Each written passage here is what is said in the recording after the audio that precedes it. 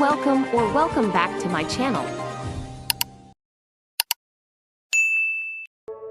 Nagpaliwanag si Chardy B sa TikTok upang ipaalam sa kanyang mga tagahanga na siya at ang kapo content creator na si Poca ay nagkaroon ng hindi pagkakaunawaan.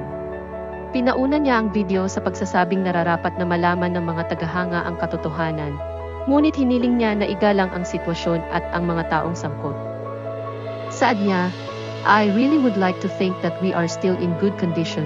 However, I would only be lying to you and myself." Saad ni Chardy, kasi hindi na po kami nag-uusap. Nilinaw niya, gayunpaman, na hindi sila nag-aaway. Bagamat hindi siya ang perpektong kaibigan, palaging malinis ang kanyang mga intensyon. Saad niya, "Some things just happened, and the next thing I know, magkaiba na kaming landas na tinatahak sa buhay." Sa pagpapahayag ng kanyang kalungkutan sa pagkawala ng pagkakaibigan nila ni Poca. Sinabi ni Chardy na higit pa sa kaibigan niya si Poca. "He was my confidant, my ride and die. He was my comfort zone, my partner in crime," said niya. "He brought out the best in me, and I learned so much from him. I learned so much about me because of him. Palagi ko nga sinasabi he was one of the best that ever happened to me, and hindi magbabago yon." Saad niya.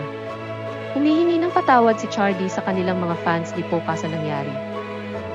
"Pero kasi it is what it is, and sometimes the path we take requires us to let go of the hands we once held very tightly." Saad niya. "And it's okay. Ganyan talaga. There are just things that we can't force. And it's okay to feel sad," dagdag pa niya. Sa last video, nagbigay ng mensahe si Chardy sa kanyang naging matalik na kaibigan na si Poca. Actually, order ako kanina. Sabi ko, frame. Sabi ko, order nga ako ng frame. Sabi ko din kanina, isang vanilla. To me, may forever me, we've come so far, and I'm so proud of us. I hope we both find happiness and fulfillment in the lives we are creating even if they no longer intersect with each other. Saad niya, "I will always be grateful for you, and will always remember the incredible friend that you are to me. I love you always." Nag-viral sina Chardy B at Poca at bumuo ng social media account sa TikTok at gumawa ng mas nakakatawang mga video nila tuwing sila ay nagkikita at nagkakasama. Binigyan ako ng option kanina. Sabi sa akin, hot on cold. Sabi ko, sige.